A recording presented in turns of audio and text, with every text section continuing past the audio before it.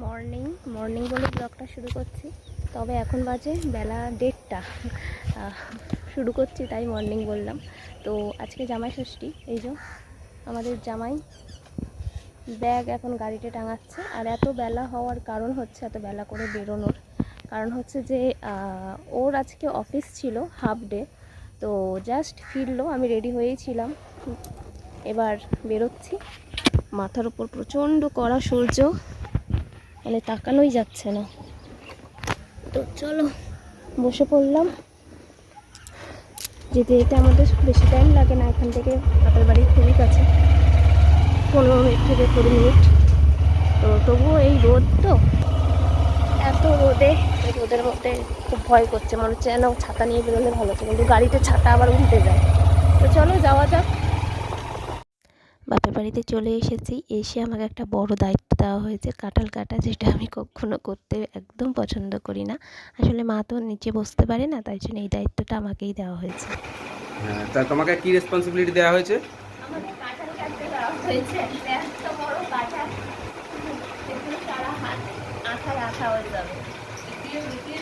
এই একটু তেল আর একটু কাপড় দেই।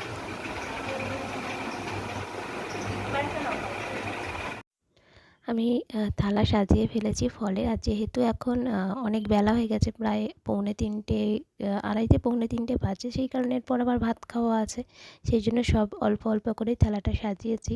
এবার ষষ্ঠীর কিছু নিয়ম থাকে, সেগুলো মা পালন করছে। মা মনে মনে ষষ্ঠীর কাছে প্রার্থনা করে। মনে মনে হ্যাঁ বলে দিন। হাওয়া করতে করতে যেকোনো একটা করতে। কি করছো বলো? ভালো হচ্ছে না। শাশুড়ি মায়ের গিফটটা দাও। ওই যে শুনুন, বাঙালিদের কত নিয়ম বলো। তো যাই হোক, ষষ্ঠীর নিয়ম মোটামুটি মিটলো। তারপর এবারে কি করেছি, মায়ের জন্য শুভ যে গিফটগুলো এনেছিল তার মধ্যে মিষ্টি ছিল না। মিষ্টি এই কারণে আমরা নিইনি, মাকে ডক্টর মিষ্টি খেতে বারণ করেছে, মিষ্টি দই। তো মিষ্টির দোকানের সামনে যখন মনে পড়লো, তখন ভাবলাম মায়ের জন্য নিয়ে গেলে তো মা খেতে পারবে না, তাহলে কি করি। তাই জন্য মায়ের জন্য ড্রাই ফ্রুট এনেছিলাম অনেক, আর সাথে যে গিফটগুলো থাকে, মিষ্টির বদলে ড্রাই ফ্রুট, বাকি গিফট এনেছে। তো যেই গিফটটা মা শুভকে দিল, সেইটা আমরাই গিয়ে কিনে এনেছি। মানে গিফট কেনার দায়িত্ব এবারে আমাদের ওপর পড়েছে।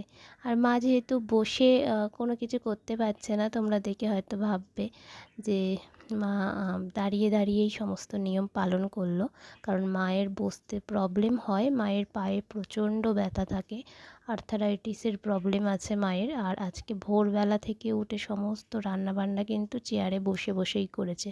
তো চলো আজকের মতো টাটা, দেখা হবে পরবর্তী ব্লগে।